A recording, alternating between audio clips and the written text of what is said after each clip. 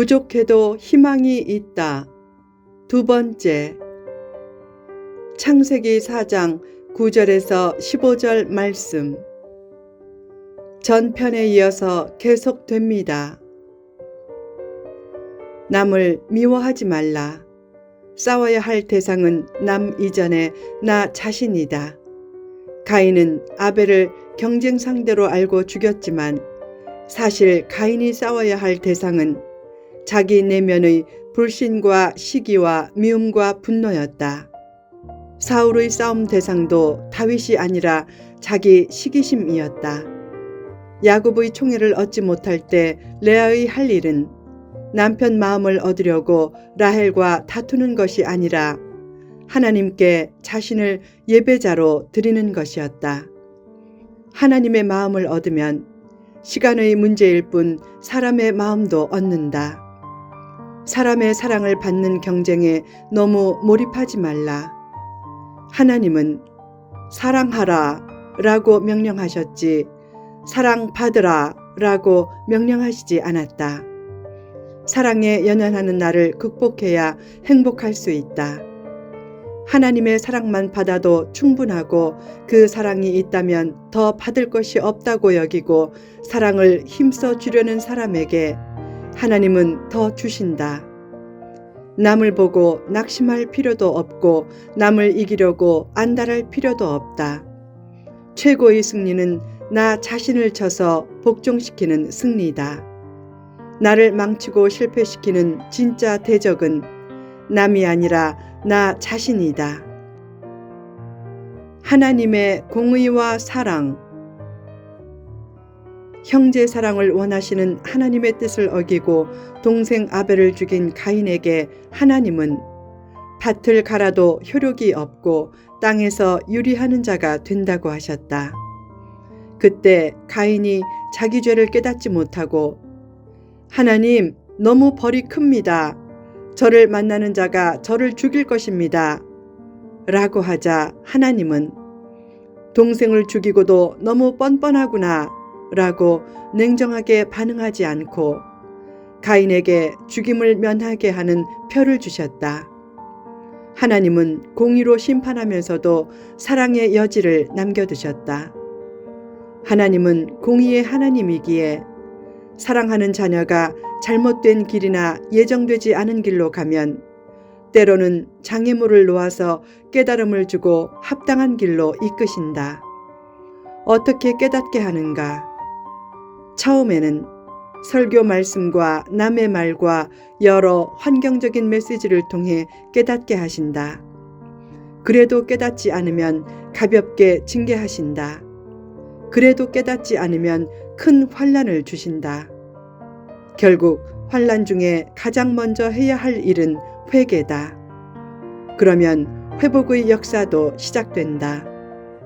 하나님은 사랑하는 자녀를 징계하실 때 살 여지를 남겨두신다. 죽으라는 징계가 아니라 내일의 복된 삶을 위한 징계이기 때문이다. 하나님이 이스라엘을 징계하신 것은 그들을 멸망시키기 위해서가 아니라 구원하기 위해서였다. 시험과 고난에 낙심하지 말라. 하나님은 큰 은혜를 주실 때 먼저 육신적인 문제를 주거나 어려운 형편에 처하게 하시기도 한다.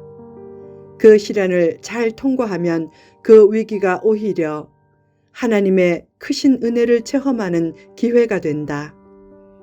시험이 없이 죄 가운데 있기보다 시험 속에서 하나님의 도우심을 받는 것이 낫고 건강하기에 죄 가운데 있기보다 연약하기에 기도하면서 하나님의 은혜를 받는 것이 낫다. 하나님의 징계를 두려워하지 말라. 하나님은 징계 중에도 늘 사랑의 여지를 두신다. 하나님도 사람을 공의대로 심판하면 편하지만 사랑하는 자녀만은 계속 기다리신다. 기다린다는 말은 기대한다는 말이고 기대한다는 말은 사랑한다는 말이다. 지금까지 나는 수없이 하나님을 실망시키고 죄 가운데 살아왔다. 그래도 지금 예배 자리에 있다면 그것이 나에 대한 하나님의 사랑을 증명하고 내게 희망이 있다는 증거다. 사람이 잘못되는 가장 중요한 이유는 기대하지 않기 때문이다. 누군가 그에게 희망을 걸지 않으면 그는 잘못된다. 반면에 그를 믿어주고 기대하면 반드시 변화된다. 사랑하는 사람에 대한 기대를 포기하지 말라. 아무리 힘들어도 희망의 끈을 놓지 말라. 사람에 대해 쉽게 부정적인 판단을 하지 말라. 사랑하는 사람을 먼저 믿어주라. 자녀가 조금 삐뚤게 나가도 근본이 잘못되었다고 여기지 말라. 스스로도 자신을 믿어주라. 나를 향한 하나님의 사랑과 기대를 생각하며 나를 믿어주면 얼마든지 복된 존재가 될 수 있다. 부족해도 희망이 있다. 살다 보면 삶의 무게가 너무 무거워 이불조차 무겁게 느껴질 정도로 내가 작아질 때가 있다. 또한 벼랑 끝에서 간신히 밧줄을 붙잡고 매달려 한숨을 돌리는데 위에서 생쥐가 밧줄을 갉아먹는 상황에 처할 때도 있다. 누구에게나 그런 다급하고 절망적인 때가 있다. 믿음의 영웅이나 기도의 거인에게도 다 그런 때가 있었다. 그때도 절망 가운데 사람을 원망하지 말고 더 나아가 사람에 대한 원망이 하나님에 대한 원망이 되게 하지 말라. 아무리 힘들어도 한 가지는 꼭 기억하라. 하나님이 허락하신 고난은 나를 사랑하시기에 허락하신 고난이란 사실이다. 부모가 사랑하는 자녀에게 매를 댈 때 어떤 아이들은 울고불고 생각한다. 엄마, 아빠 미워요. 날 사랑하면 왜 이렇게 때려요? 제가 미워서 그러지요. 그러나 부모는 아이에게 징계하는 이유를 논리적으로 자세히 설명하지 않는다. 설명해도 아이는 대개 이해하지 못한다. 그러나 나중에 크면 그 징계의 의미를 깨닫는다. 하나님은 사랑의 하나님이다. 때로 어떤 목적을 가지고 벼랑에서 밀지만 그때 하나님께 항복하면 벼랑 밑에서 받아주고 독수리처럼 더욱 높이 날아오르게 하신다. 힘들 때는 하나님을 원망할 때가 아니라 하나님께 항복할 때다.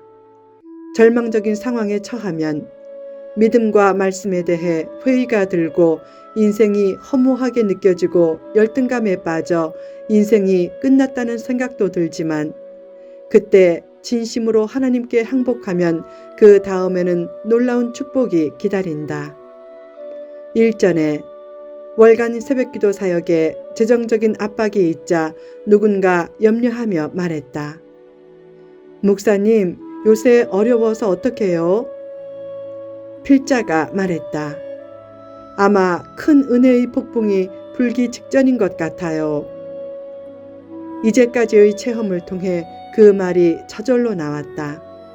실제로 지난 사역을 보면 심한 고난이 있을 때 염려를 버리고 감사하니까 필요도 채워지고 오히려 사역 지경이 한 차원 더 확장되었다. 믿음과 감사를 잃지 말고 계속 버티면서 치열하게 기도하고 준비하라.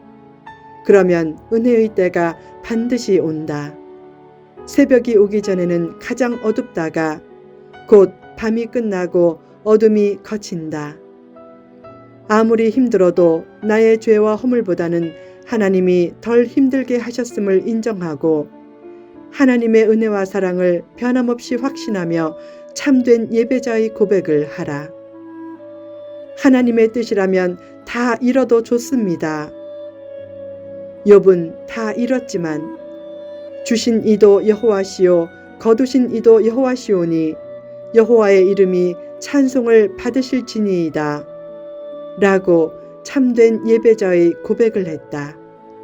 그 고백을 통해 욥은 다 얻었을 때보다 다 잃었을 때 하나님께 최고로 영광을 돌렸고 후일에 결국 2배로 회복되었다. 늘 참된 예배자의 고백이 입술에서 습관처럼 나오게 하라. 하나님, 제 것을 가지고 마음대로 요리하세요.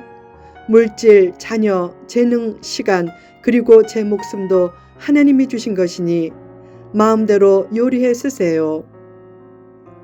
그런 고백을 할 수 있다면 부족해도 늘 넘치는 희망이 있다. 참된 예배자의 고백을 가지고 범사에 감사하며 하나님을 끝까지 신뢰하면 잠시 고난이 있어도 그 고난은 축복 전령으로서의 임무를 마치고 곧 사라질 것이다.